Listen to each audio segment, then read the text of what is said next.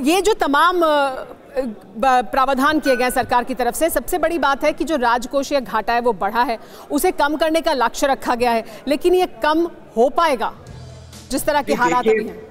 देखिए, वो आत्मनिर्भर का जो प्रोग्राम है, ये नहीं कि इंपोर्टेड प्रोडक्ट आप नहीं ला सकते, वो कह रहे हैं इंपोर्टेड प्रोडक्ट यहीं बनाओ। जैसे मार्क्स एंड स्पेंसर्स है, वो बांग्लादेश में बना रही है, श्रीलंका में बना रही है, भारत में बनाए ना। भारत में बनाएंगे तो उनके ऊपर कम दाम देंगे आप।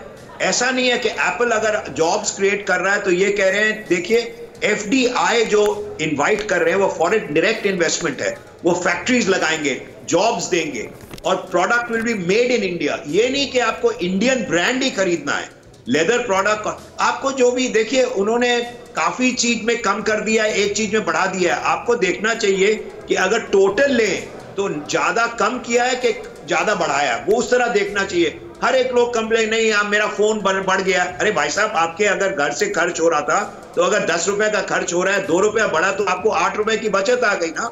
You have to take a holistic view.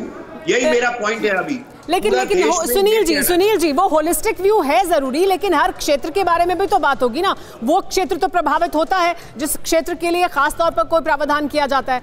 तो इस वजह से समझने की कोशिश थी, जो मैंने भी आपसे पहले सवाल पूछा था, कि अगर आप एक तरफ कहते हैं कि हम जो IT रेवोल्यूशन है उसको आगे लेकर बढ़ना चाहते हैं देश में, दूसरी तरफ अगर आप महंगा करते हैं तो उसका क्या प्रभाव होगा। लेकिन उसका पॉजिटिव एस्पेक्ट वो है जिसकी बात आप कर रहे हैं कि आत्मनिर्भर भारत की तरफ देश को आगे बढ़ाना है, और अगर यहां बनाएंगे आप मोबाइल फोन और चार्जर तो फिर वो सस्ता होगा। ये बड़ी बात है। और क्या इसी पर जोर देने की कोशिश है प्रेम शुक्ला जी कि आत्मनिर्भर भारत पर जोर दें, यहां पर बनाइए तो सस्ता मिलेगा?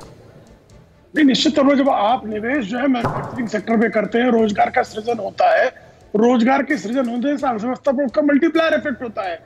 हमारे पास जो है, चूंकि जनसंख्या, हमारा जो सबसे बड़ा लेबर कैपिटल, हमारा सबसे बड़ी पूंजी हमारी है।